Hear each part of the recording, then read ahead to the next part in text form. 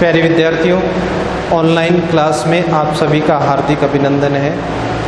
आज हम पढ़ने जा रहे हैं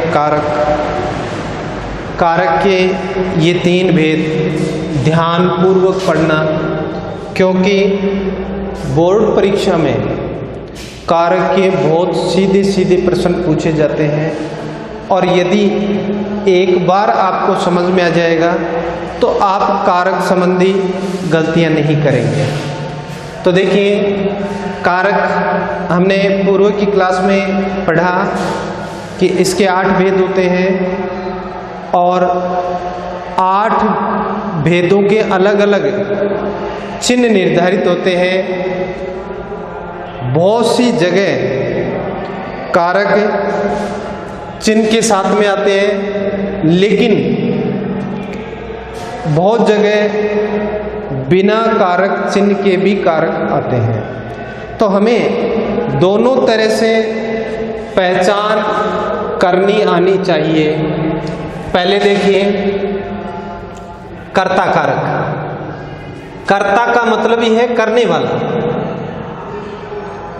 क्रिया करने वाले को कर्ता कहते हैं, या फिर काम को करने वाले को कर्ता कारक कहते हैं। जैसे मैं पढ़ा रहा हूं, तो मैं, क्रिया को करने वाला कौन है?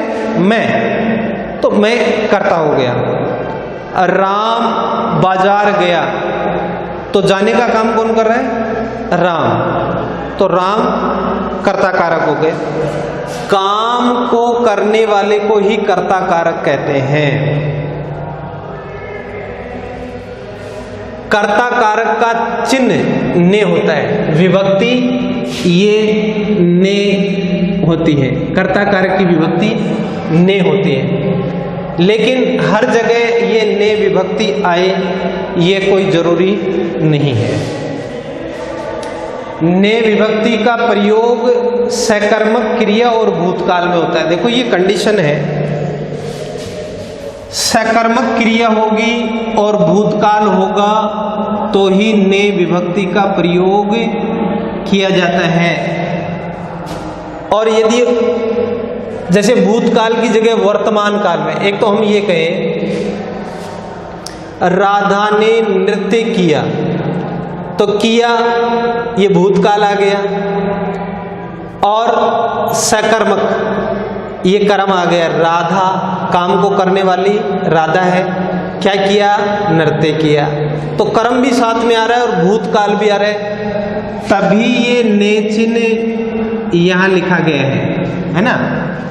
यदि वर्तमान काल में करें ना, राधा नृत्य करती है, राधा नृत्य करती है, तो ने चिन्ह नहीं आएगा। कर्ता कारक तो है ही, फिर भी ने चिन्ह नहीं आए तो भी कर्ता कारक तो ही काम को करने वाली राधा है। एक तो हम ये कहें राधा ने नृत्य किया, तो यहां किया भूतकालिक क्रिया हो गई और ये वाक्य सकर्मक हो गया। ये सकर्मक क्रिया है, क्योंकि राधा ने क्या किया? नृत्य। तो सकर्मक क्रिया और भूतकाल में ही ने चिन्ह का प्रयोग होता है। यदि इसको वर्तमान काल में लिखेंगे इस वाक्य को, राधा नृत्य करती है, या भविष्य काल में लिखेंगे राधा नृत्य करेगी, भविष्य काल में भी करेंगे और वर्तमान काल में करेंगे, तो ने विभक्ति नहीं आएगी।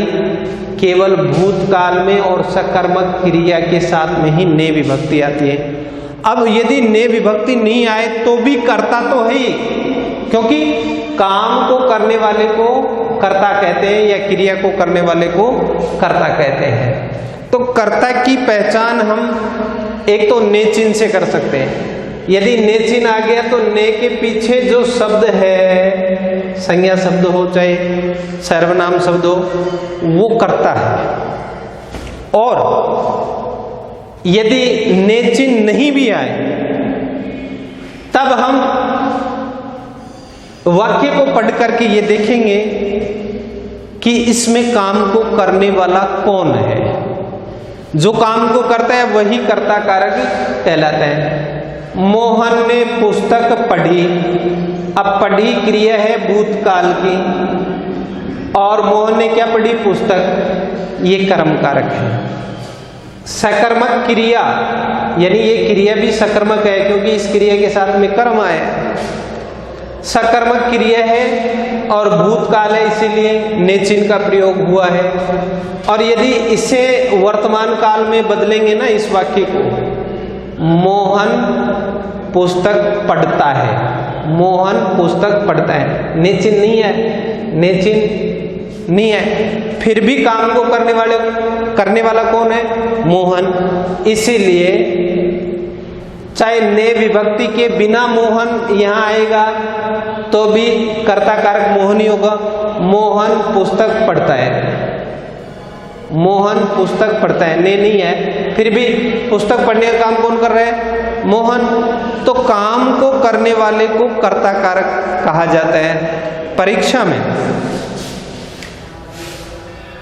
उदाहरण स्वरूप कोई वाक्य दिया जाएगा और उसमें ये पूछा जाता है अमूमन कि इसमें कारक कौन कौन से प्रयुक्त हुए हैं, या इसमें कौन कौन से कारक प्रयुक्त हुए हैं, उल्लेख कीजिए। तो हमें बताना पड़ेगा कि मोहन कर्ता कारक है, पुस्तक कर्म कारक है। और ये इन कारकों की पहचान हमें एक तो चिन्ह याद होंगे, भाई जिसके चिन्ह लगा हुआ है उसमें तो हमें कोई डाउट नहीं होता है और हम लिख देते हैं भाई ने के पहले ये मोहन है तो मोहन कर्ता कारक है। लेकिन ये ने चिन्ह नहीं है, मोहन पुस्तक पढ़ता है, ने चिन्ह नहीं है, मोहन पुस्तक पढ़ेगा, ने चिन्ह नहीं है, फिर भी काम को करने वाले को तो करने वाला तो मोहन ही है, तो काम को करने वाले को कर्ता कहते हैं। ये पहचान हमें रखनी चाहिए ताकि हम इसको जान सकें। अब विद्यार्थियों हम दूसरा कारक देखते हैं, कर्म कारक। इनकी पहचान के लिए कारक चिन्हों के साथ साथ हमें इसकी परिभाषा और परिभाषा का मतलब समझ में आना चाहिए। उसके बाद में हमारी कारक में किसी प्रकार की गलती होने की संभावना नहीं होती है, क्योंकि कारक पहले से ही बहुत सारे विद्यार्थियों के तो 8वीं 7वीं 6ठी 5वीं तीसरी क्लास से शुरू हो जाते हैं। तो कारक चिन्ह, कारक की विभक्ति ये तो पता होता ही है। रही बात परिभाषा की, परिभाषा भी अमूमन आती है, लेकिन उस परिभाषा को हम एक्सप्लेन करके समझें कि इसका मतलब क्या है, ये इससे क्या अर्थ लगा है। जैसे क्रिया करने वाले को कर्ता कहते हैं, तो काम को जो करता है वही करता है, काम को जो करता है वही करता है, इसका मतलब यही है परिभाषा का। फिर एक कर्म कारक, क्रिया का फल जिस पर पड़ता है उसे कर्म कारक कहते हैं। क्रिया का फल जिस पर पड़ता है ना, क्रिया करने का फल जिस पर पड़ता है उसको हम कर्म कारक कहते हैं। इसकी विभक्ति को होती है, लेकिन को विभक्ति का प्रयोग केवल सजीव कर्म के लिए साथ में होता है, सजीव कर्म के साथ में होता है। निर्जीव कर्म के साथ में को विभक्ति नहीं आती। जैसे यहां देखो, भूतकाल और सकर्मक क्रिया में ने चिन्ह आएगा, वर्तमान काल भविष्य काल में ने चिन्ह नहीं आएगा। वैसे ही कर्म कारक की भी ये कंडीशन है, ये स्थिति है कि को का प्रयोग, क्योंकि कर्म कारक की विभक्ति होती है को का प्रयोग केवल सजीव कर्म के साथ में ही होता है। जैसे राधा ने नौकर को बुलाया, राधा ने, तो राधा तो हो गई कर्ता, बुलाया क्रिया, और नौकर को, तो नौकर क्या है? सजीव है, नौकर सजीव में आता है, सजीव के साथ में को विभक्ति लग गई। राधा ने बुलाया, अब बुलाने का प्रभाव किस पर पड़ा? नौकर पर। आएगा कौन? नौकर। राधा ने बुलाने की क्रिया की तो आना किसको पड़ेगा? नौकर को। क्रिया का फल किस पर पड़ा? नौकर पर। तो ये नौकर कर्म कारक है। सजीव है इसलिए को आया। यहां देखो, वह पत्र लिखता है, तो वह लिखने का काम कौन कर रहा है? वह। तो वह हो गया कर्ता। और क्या लिख रहा है? पत्र लिख रहा है।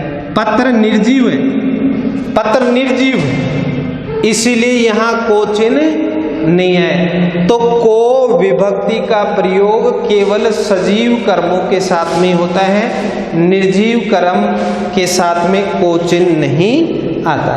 जैसे मीना ने गीता को समझाया। समझाने का काम कौन कर रही है? मीना। किसको समझा रही? गीता को।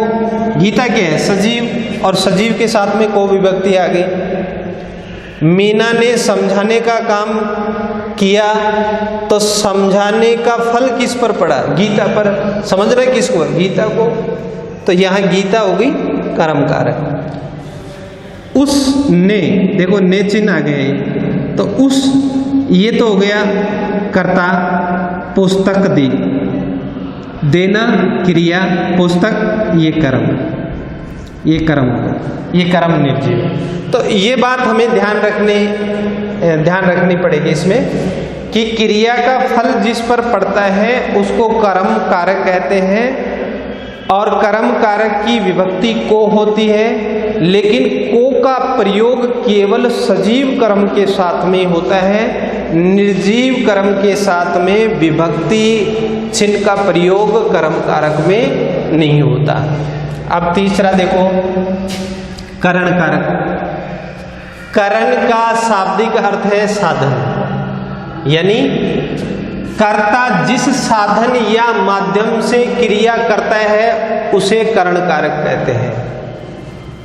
कर्ता जिस साधन या माध्यम से क्रिया करता है उसको करण कारक कहते हैं। जैसे राम कलम से लिखता है। अब तो राम तो क्या हो गया? कर्ता। लिखने का काम कौन कर रहा है? राम। किसके द्वारा लिख रहे हैं या किससे लिख रहे हैं? कलम से। तो साधन क्या हो गए? राम लिखने का काम किस साधन से कर रहा है? कलम से। और इसकी विभक्ति क्या होती है? से होती है। लेकिन से चिन्ह भी जहां ये बोध करवाता है कि साधन या माध्यम के लिए प्रयुक्त हो रहा है, तभी करण कारक आता है। मैंने गिलास से पानी पिया, तो मैं कर्ता। पानी पीने का मैं, पानी पीने का काम कौन कर रहा है? मैं। पिया क्रिया, पानी कर्म, गिलास से साधन क्या है? गिलास। गिलास से पानी पिया। तो जिस माध्यम या साधन से काम करते हैं वो करण कारक कहलाता है। नोट, के विभक्ति के साथ, से विभक्ति के साथ, से विभक्ति के साथ ही के द्वारा चिन्ह भी आता है। ये से तो आता ही इसमें, से विभक्ति के साथ साथ के द्वारा भी आता है ना, वहां पर भी करण कारक होता है। जैसे यह तुलसी द्वारा रचित है। किसके द्वारा? तुलसी द्वारा। माध्यम हो गया तुलसी। मुझे दूरभाष के द्वारा सूचना प्राप्त हुई। दूरभाष क्या होता है? टेलीफोन, दूर की भाषा सुनने का यंत्र, टेलीफोन को दूरभाष कहते हैं। तो प्रिय विद्यार्थियों, ये 3 कारक हमने आज पढ़े। अगले वीडियो में हम अगले कारकों का अध्ययन करेंगे। नमस्कार, जय हिंद, जय भारत।